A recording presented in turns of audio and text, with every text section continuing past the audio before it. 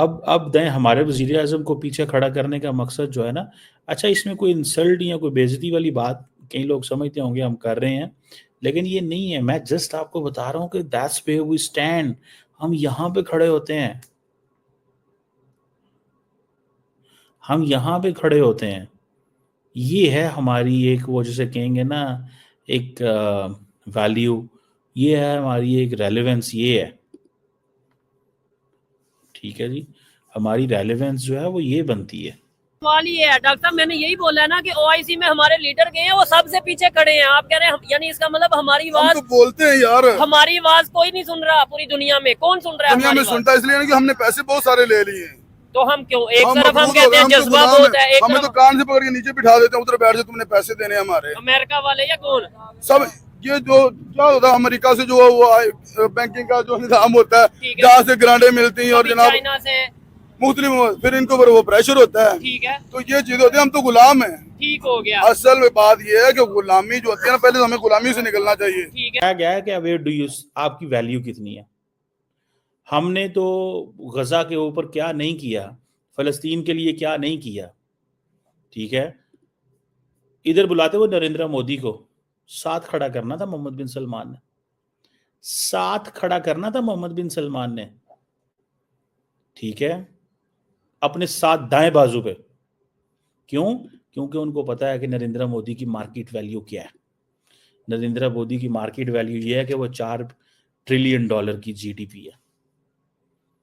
उनकी market value ये है कि उसके पास कुछ 600-700 अरब डॉलर फॉरेन एक्सचेंज रिजर्व पड़ा है, जब मर्जी जैसे मर्जी वो अपनी ट्रेड करे।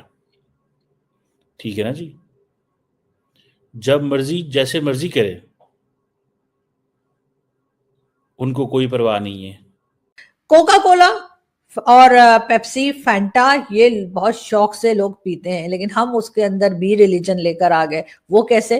पहले हमने बनाई जी मक्का कोला। जी हाँ, मक्का कोला पीजिए और इस्लाम का नाम बुलंद कीजिए, कोका कोला पीने की जरूरत नहीं। और अब हम लेकर आए हैं खिलाफत कोला। जी हाँ, एक खिलाफत कोला के नाम से भी जो है एक ड्रिंक, सॉफ्ट ड्रिंक निकाली गई है, और इसका डिजाइन आप देखिए, बिल्कुल ऐसा लगता है जैसे कोका कोला, फैंटा और स्प्राइट वगैरह के ना बिल्कुल कॉपी की गई है, लेकिन नाम खिलाफत कोला है। और अगर आप सच्चे मुसलमान हैं और अगर आप अच्छे मुसलमान हैं तो आप खिलाफत कोला पिएंगे, आप कोका कोला नहीं पिएंगे।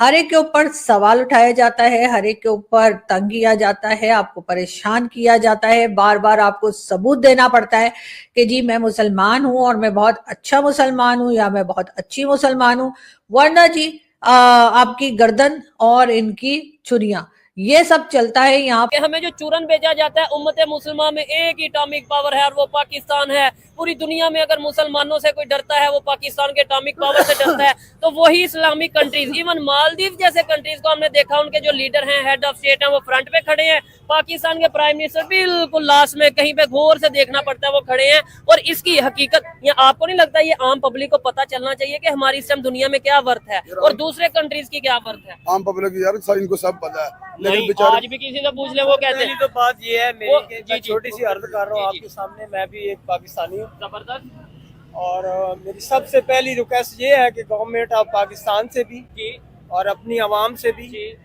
कि ये मुझे तो जितना लगता है मेरी तकरीबन 37 एज हो चुकी है। ठीक है, क्या लगता है आपको? हर बंदा हराम खाने पे तुला हुआ है। अच्छा, कसम बा खुदा। अच्छा, आप भी उसमें आते हैं? मैं भी आता हूँ, सच बात कह रहा हूँ। पाकिस्तान में हर बंदा हराम खा रहा है, हराम खाने पे तुला हुआ है भाई। हराम के मिनिस्टर से, प्राइम मिनिस्टर से, जनरल से, कर्नल से, ब्रिगेडियर से, जितने भी सब लोग हैं, अच्छा, ये पाकिस्तान को बर्बाद करने के हद तक गुजर चुके। तो ये ठीक, मैंने इनसे पूछा, इन्होंने बोला कि लीडर ही ठीक सुनो भाई, मेरी बात सुनो। मैं एक जज्बाती दिल बंदा हूँ। ठीक है, अगर मैं सच्ची बातें करूंगा तो मुझे शायद कोई उठा के न ले जाए। मैं हम आजाद हैं, बात सुनो, हम आजाद हैं, तो इतना आजाद डर है ना। अच्छा, लेकिन मेरी बात सुनो, जो लोग हराम खाते हैं वो अल्लाह की राह में जिहाद नहीं कर सकते। ठीक है, बिल्कुल नहीं। ये कुरान का फैसला है। जिन्होंने सारी जिंदगी अपनी औलाद को भी और खुद भी हराम खाया और अपने अबाइदा को भी हराम खिलाया, वो अल्लाह की राह में कैसे इजाद करेंगे? अरब्स हैं जो खासतौर पे दी अरब्स जो गज़न्स हैं, उनकी ज़िंदगी आसान की है। असल तो इसका मकसद ये था। जो प्राइम मिनिस्टर शहबाज शरीफ ने भी अपनी स्पीच दी, लेकिन सबसे पहले मैं तबसरा करना चाहता हूँ इस तस्वीर का। इस तस्वीर में अगर आप देखें तो शहबाज शरीफ साहब आपको नज़र नहीं आएंगे। मैं आपको थोड़ा सा इस पर तबसरा करता हूँ।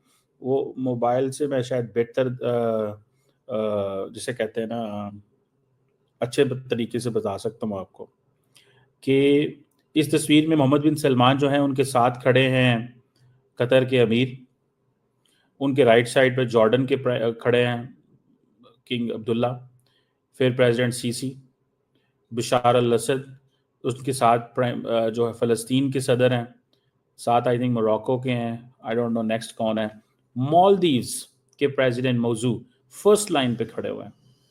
फर्स्ट लाइन में मालदीव्स के प्रेसिडेंट मौजू खड़े हुए हैं, ठीक है जी। और अगर on the left of the prime minister Mohammed bin Salman जाएं तो कतर के अमीर हैं, टर्की है, आई थिंक अजरबैजान के प्राइम मिनिस्टर हैं, and then there are other Central Asian and then Africans.